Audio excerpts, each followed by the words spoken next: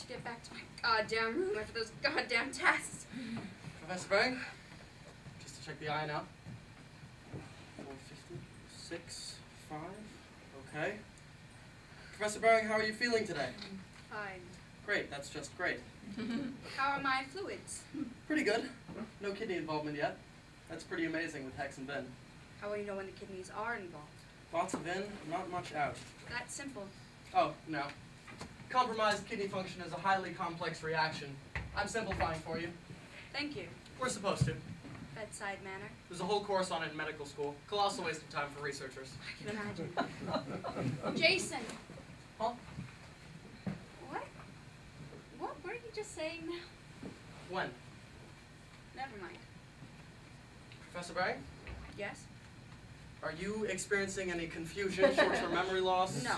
Are you sure? Yes. I was just wondering, why cancer? Why cancer? Why not open heart surgery? Oh, right. Why not plumbing? Why not run a lube rack for all the surgeons know about Homo sapiens sapiens? No way. Cancer's the only thing I ever learned. Huh. No, really. Cancer is... Awesome. Yeah, it is. It is awesome. How does it do it? The intercellular regulatory mechanisms, especially for proliferation and differentiation. The malignant neoplasia just don't get it. I mean, you grow normal cells in tissue culture in a lab, and they replicate just enough to form a nice confluent monolayer. They divide 20 times or 50 times, but eventually they conk out. But what's up with the cancer cells? They just keep piling up, just keep replicating forever. No contact inhibition whatsoever. It's got a funny name. Know what it is? No, what? Immortality in culture.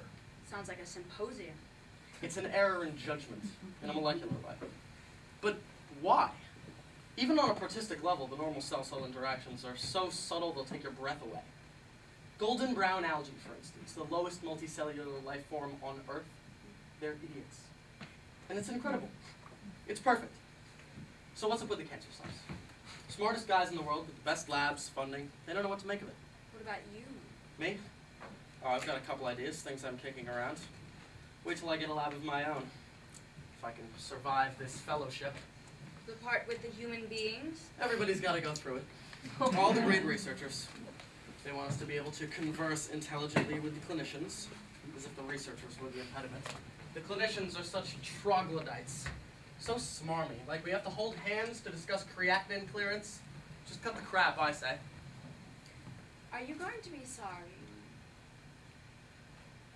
Do you ever miss people? Everybody asks that. Especially girls. What do you tell them? I tell them yes. Are they persuaded? Some. Some. I see. And what do you say when a patient is apprehensive? Frightened? Of who? Never mind. Professor Baring, who is the President of the United States? I'm fine, really. It's all right. Are you sure I could order a test? No, I'm fine. Just a little tired. Okay. Listen, gotta go. Keep pushing the fluids. Try for 2,000 a day, okay? Okay. To use your word, okay. So, the young doctor, like the senior scholar, prefers research to humanity. At the same time, the senior scholar, in her pathetic state as a simpering victim, wishes the young doctor would show more kindness. Now, I suppose we shall see how the senior scholar ruthlessly denied her simpering students the touch of human kindness she now seeks. How then would you characterize you? Huh? How would you characterize the animating force of this sonnet? In this sonnet, what is the principal poetic device? I'll give you a hint. It has nothing to do with football. What propels this sonnet? Did I say, you are 19 years old. You are so young. You don't know a sonnet from a steak sandwich. By no means. You can come to this class prepared, or you can excuse yourself from this class, from this department, and from this university. Do not think for a moment that I will tolerate anything in between. I was teaching him a lesson. So we have another instance of John Donne's agile wit at work. Not so much resolving the issues of life and God as reveling in their complexity. But why? Why what? Why does Donne make everything so complicated? No, really, why? Do you know, someone asked me that every year. And he was always one of the smart ones. What could I say? What do you think? I think it's like he's hiding. I don't know. Maybe he's scared, so he hides behind all this complicated stuff. Hides behind this wit. Hides behind wit? I mean, if he's really sure of himself, he can say it more simply. He doesn't have to be such a brain or such a performer. It doesn't have to be such a big deal. Perhaps he is suspicious of simplicity. Perhaps, but that's pretty stupid. That observation, despite its infelicitous phrasing, contained the seeds of a perspicacious remark. Such an unlikely occurrence left me with two choices. I could draw it out, or I could let the brain rest after that heroic effort. If I were to draw it out, there was the chance of great insight, or the risk of undergraduate banality I could never predict. Go on. Well, if he's trying to figure out God and the meaning of life and big stuff like that, why does he keep running away, you know? So far, so good. But they can think for themselves only so long before they begin to self-destruct. It's like the more you're hiding, the less, the more you're getting closer. And the simple thing is right there. You know it, you're getting your, but you're hiding it. It's farther, and you know what I mean? Lost it. I distinctly remember a conversation between two students on their way out of class. I overheard them talking. They were young and bright, laughing at the expense of 17th century poetry, at my expense.